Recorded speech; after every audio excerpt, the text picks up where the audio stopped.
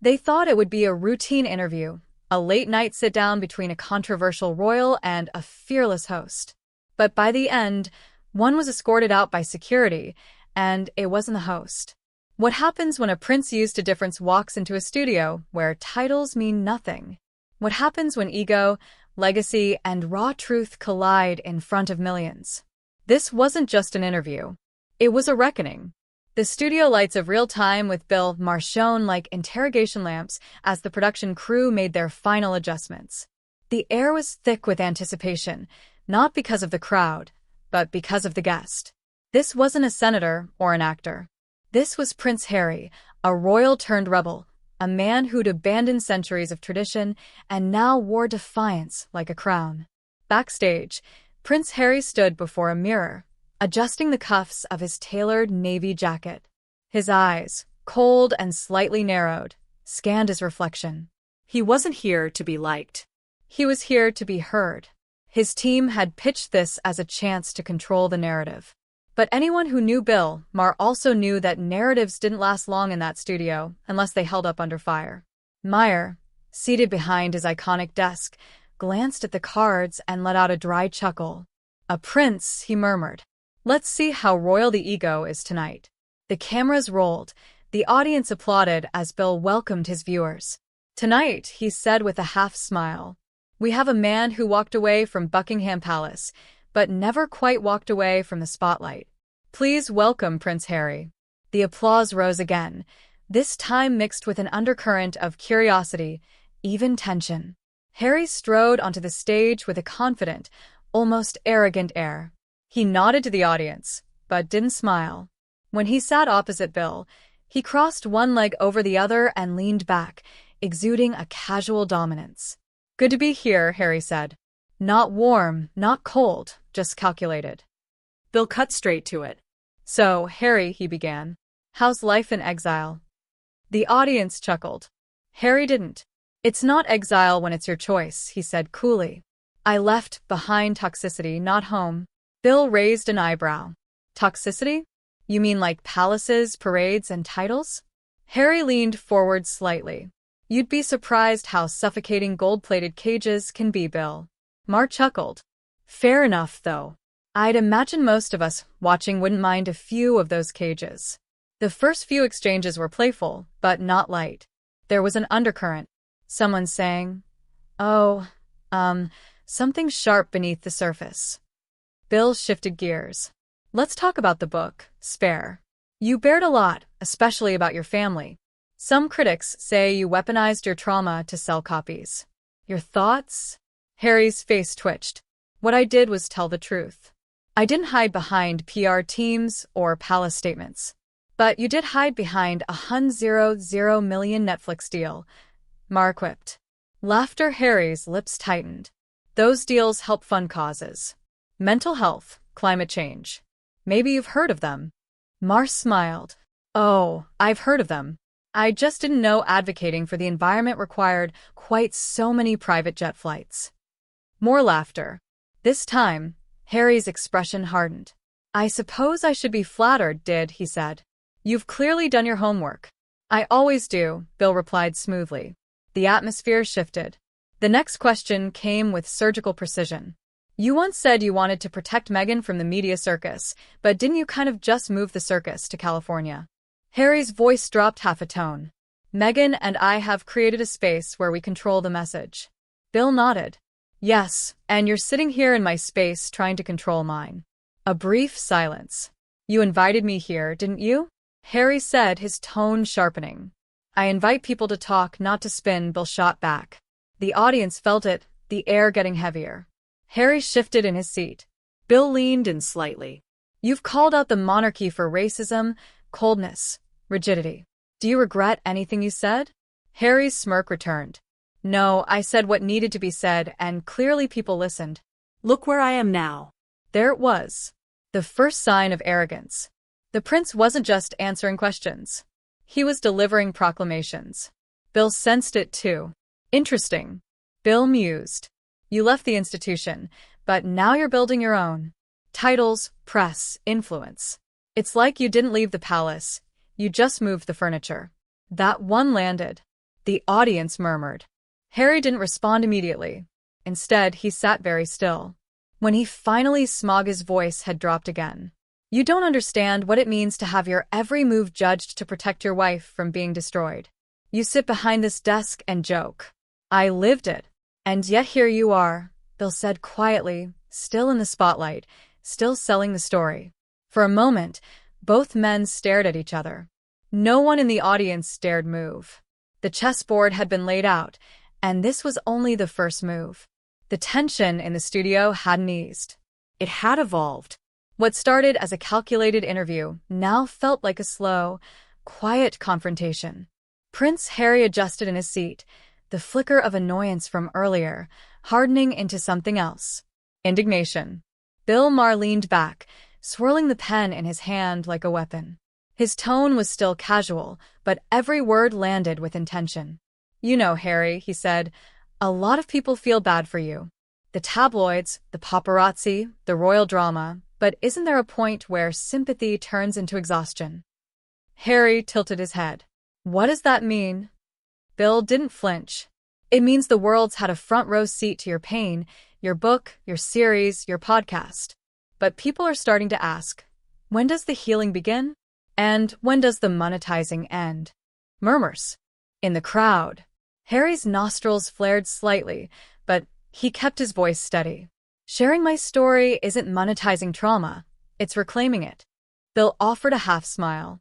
Sure, but when Netflix pays you $100 million to reclaim it, that story comes with a price tag. Harry leaned forward. Now, let's be clear. I didn't write Spare to make money.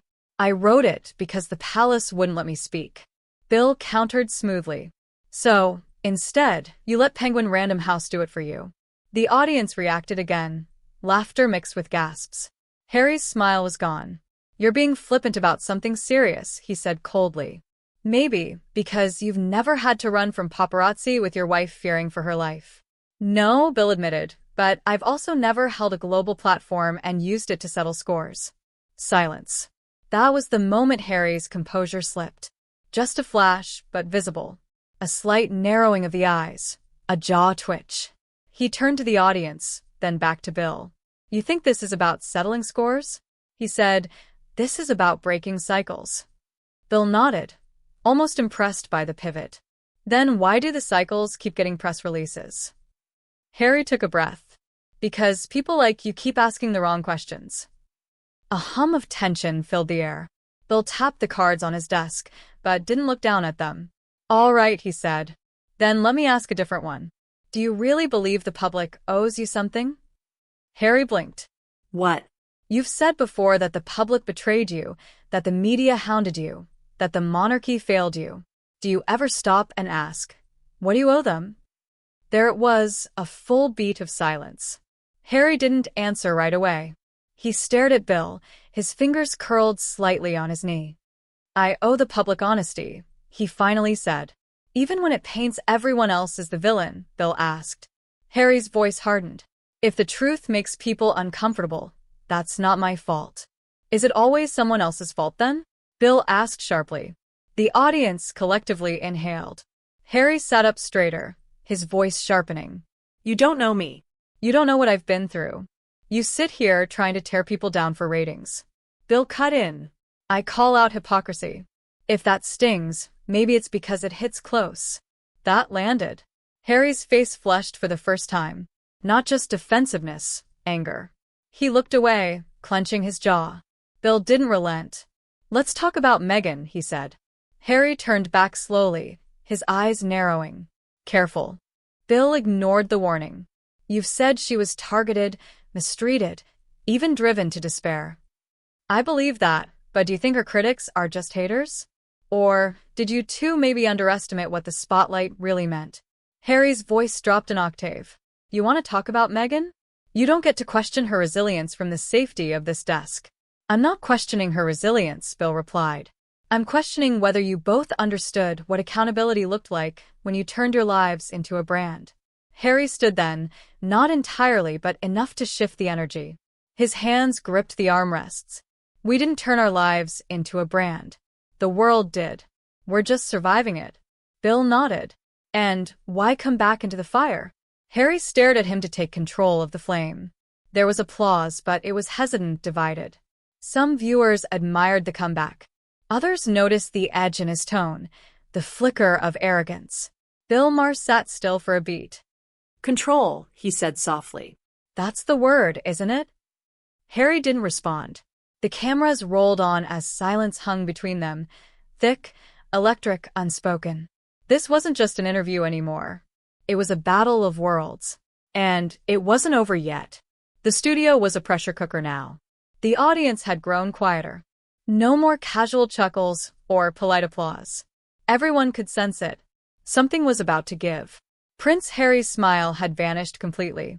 Bill Maher's tone had gone from curious to confrontational, and no one knew how much longer either of them could hold the line. Bill shifted in his seat, glancing once more at his notes. But this time, he didn't look down to read. He looked Harry directly in the eye.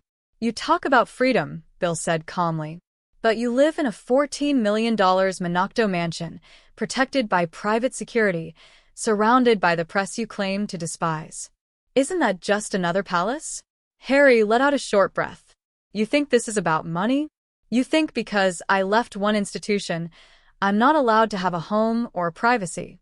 I think, Bill replied, you want to be seen as a victim while living as a king.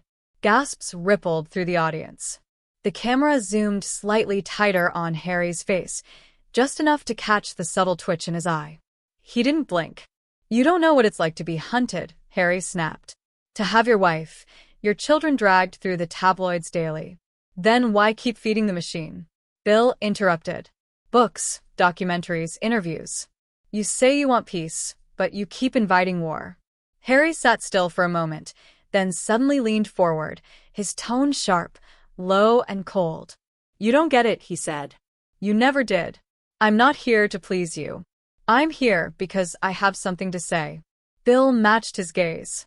Then say it, but don't pretend it's altruism. This is branding. This is performance, dear. Harry's voice rose. This is my life. Bill raised a brow. And you sold it. The air collapsed. It was the moment everything snapped. Harry's face re-eamed. He sat up foily now, staring Bill down. You're not a journalist, he said loud enough that the cameras caught every word. You're a cynical entertainer who gets off on humiliating people. Bill's smile faded. His voice dropped to a whisper. More dangerous than a shout. And you're a prince who left royalty only to crown yourself the martyr of modern media. Tell me, when does the curtain fall? Harry stood. The studio erupted in murmurs. The tension had transformed into visible discomfort. Even the producers backstage looked at each other, unsure if they should cut to commercial. Harry pointed a finger at Bill. You don't deserve this platform, he said. You twist pain into punchlines, and you twist truth into narrative. Bill countered, still seated, unshaken. That did it. Harry looked off stage and motioned to his team. He didn't even wait for them to approach. He began walking toward the edge of the set. The audience was frozen. Everyone stared. Some looked down, embarrassed for him. Others just watched in disbelief. Bill didn't call after him. He simply turned to the camera and said, Ladies and gentlemen, that was Prince Harry. He came to speak his truth, and we just heard it loud and clear. Harry stopped at the edge of the stage. Without turning around, he muttered loud enough to be picked up by the boom mic. This was a mistake. Then he disappeared behind the curtain. Silence. Bill Maher sighed and straightened his papers. Well, not exactly the ending I expected. The audience didn't laugh. It wasn't funny anymore. It was history. Prince Harry had reached the edge of the set, but something in him refused to walk away just yet. His team was whispering frantically behind the curtain, gesturing for him to exit. But the weight of the silence, the eyes of the audience, the millions watching live, the humiliation burned into him. His pride anchored him to the floor. He turned back one step, then another, and just like that, Prince Harry walked back onto the stage. Bill Maher watched him with narrowed eyes. Something to add, he asked calmly. Harry didn't sit. He stood directly across from the desk, arms crossed, tension radiating off him. You think you've won something here? He snapped. You sit behind a desk, taking shots at people who've lived more in a year than you'll experience in a lifetime. Bill stayed seated. Is that what this is about? Winning? You humiliated me, Harry barked. You ambushed me under the guise of an interview. Bill shrugged. You walked onto this set expecting to be worshipped. That's not how this works. You're not in the palace anymore. Harry's face twisted. I gave up everything for a better life. No, Bill replied coolly. You walked away and dragged the crown through the mud on your way out, then sold the dirt to Netflix. The audience gasped again. Harry leaned in, lowering his voice. Watch yourself. There it was. The threat. The threat no longer veiled. Bill finally stood for the first time all night. His posture shifted. No longer relaxed. No longer smirking. This wasn't entertainment anymore. It was confrontation. You don't intimidate me, Harry. He said, I've debated presidents. I've outlasted cancel culture, and I've survived people far more dangerous than you. I'm not dangerous, Harry sneered. I'm just done being polite. That much is clear, Bill said sharply. But let me be just as clear. You're a guest here. You don't get to hijack the show because your ego took a hit. Harry stepped closer. You're still talking like I haven't already destroyed your career tonight. He hissed. You think people will side with you after this? Bill raised an eyebrow. I think they just saw who you really are. And it wasn't the hero in your memoir. From the audience, dead silence. Not a clap, not a cough, just raw electricity. Security began approaching quietly from the side of the stage, sensing the shift. Harry's voice dropped again. You think this is over? No, Bill said. I think you're over. He turned to the cameras. Ladies and gentlemen, this episode has taken a turn I never anticipated. We invited a guest. We got a tantrum. This isn't journalism anymore. It's damage control. And out of respect for this platform, our audience, and basic decency, this interview ends here. The studio erupted, not with applause, with disbelief. Prince Harry stood frozen. You can't end it like this, he said. I'm not ending it, Bill snapped. You did 10 minutes ago. The moment you turned this into a royal meltdown. Security reached the stage. Harry turned sharply toward them. Don't touch me. They didn't. Bill spoke softly now, but his words hit harder than ever. You want privacy, then leave. You want peace? Start with accountability. But if you think you can show up, insult everyone, and still demand respect, he pointed to the curtain. Then it's time you learn that even princes don't get to rewrite the rules here. Harry clenched his jaw. You'll regret this. Bill didn't flinch. I'd regret letting you continue. And just like that, Harry was escorted off the set. No royal wave, no grace, just the sound of expensive shoes storming across a cheap stage floor. As the lights dimmed slightly and the closing theme rolled, Bill faced the camera one last time. I think tonight we learned something very simple, he said. A title doesn't make a man and entitlement doesn't make a point. Thanks for watching, and remember, when someone shows you who they are, believe them. The screen faded to black, and so did Prince Harry's dignity. So, what do you think? Was Prince Harry right to defend himself, or did he completely lose control? Let us know your thoughts in the comments below. Was Bill Maher too harsh, or did Harry get exactly what he deserved?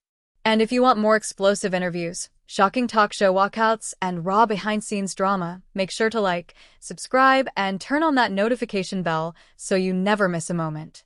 Until next time, stay bold, stay curious, and remember, royalty doesn't always mean respect.